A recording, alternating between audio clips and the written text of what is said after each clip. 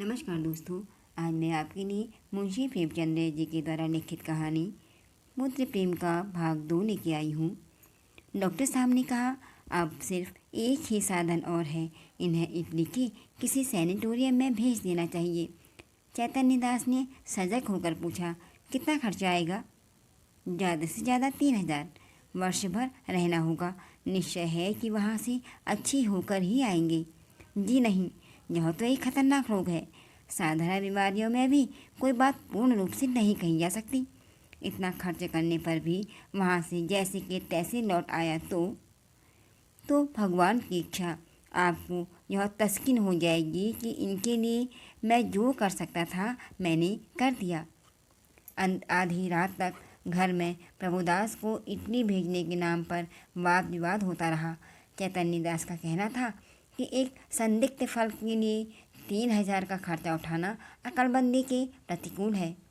शिवदास भी उनसे सहमत था, लेकिन उनकी माता इस प्रस्ताव का बड़ी दृढ़ता के साथ विरोध कर रही थी।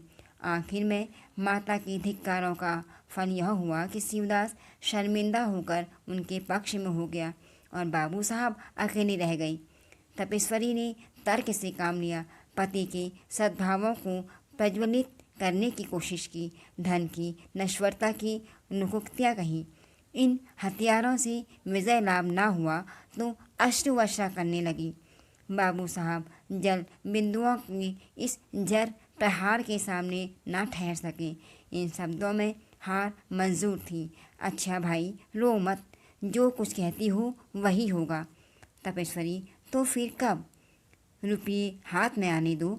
तो यह क्यों नहीं कहते कि आप इन्हें भेजना ही नहीं चाहती?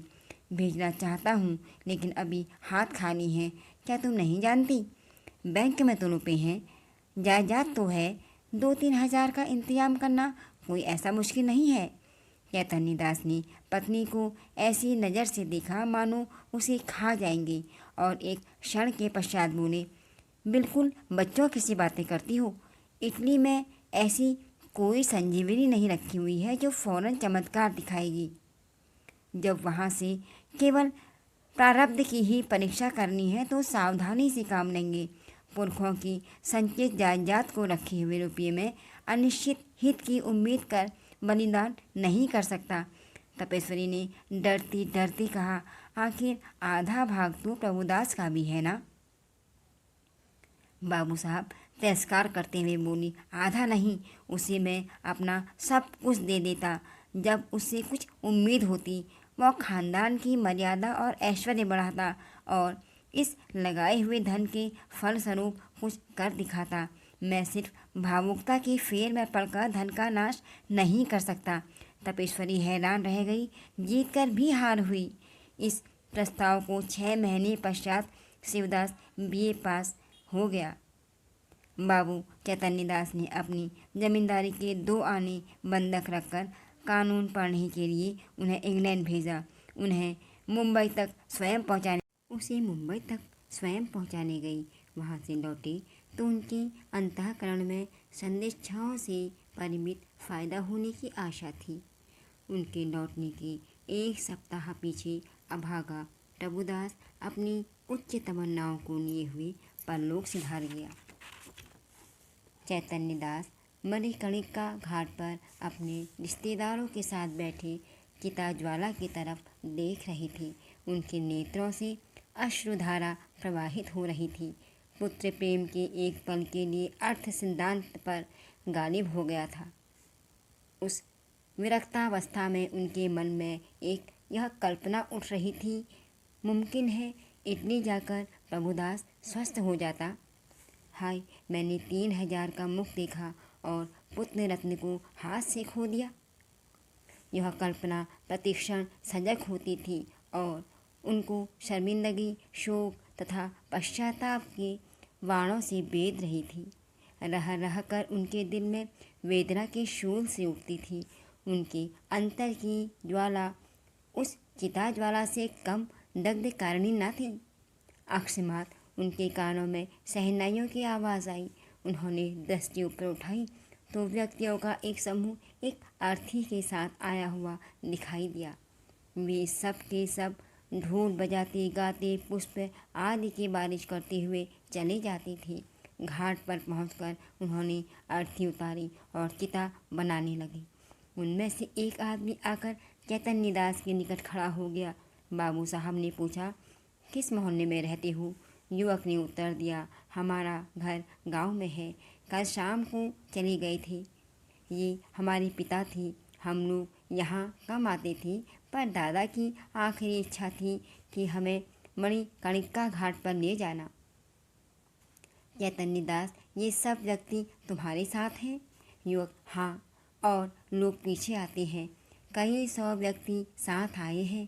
यहाँ तक आने में सैकड़ों उठ गई, मगर सोचता हूँ कि बूढ़े पिता की मुक्ति तो बन गई।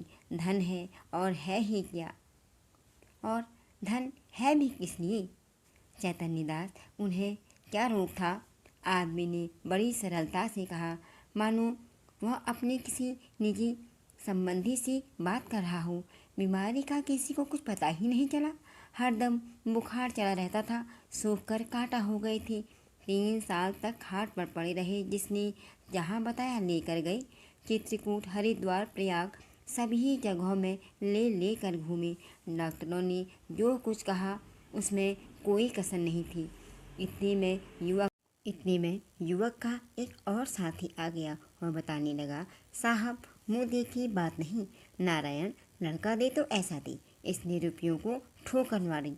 घर की सारी जमा पूंजी पिता की दवा दारू में लगा दी। थोड़ी सी जमीन थी, वो तक बेच दी, पर समय के सामने आदमी का क्या बस है। युवक ने गदगद स्वर में कहा, भैया रुपया पैसा तो हाथ का मैल है, कहाँ आता है कहाँ जाता है, पर इंसान नहीं मिलता।